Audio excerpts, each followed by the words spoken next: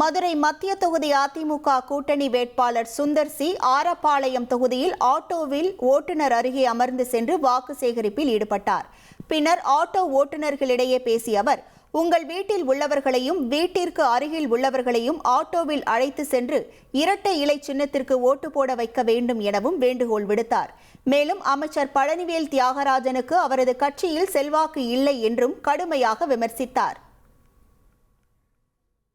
என்ன திட்டத்துக்கு வராது, சந்தேசம் தான் வராது. இதுவரைக்கும் எந்த வேட்பாளர்கள் பத்தி பேச மாட்டேன்னு சொன்ன அந்த படித்தவர் பண்பாளர் என்ற முகமொழி போட்டு கொண்டிருந்தவர் இப்ப இந்த ஏக வசத்துல திட்டிக்கிட்டு தெரு தெருவா தெரிகிறார்.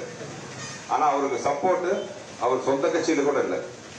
உதாரணத்துக்கு நேற்று அவங்க கட்சியின் வருங்கால தலைவர் மதிப்புக்குரிய துணை முதல்வர் உதயநிதி ஸ்டாலின் அவர்கள் வந்திருந்தாங்க.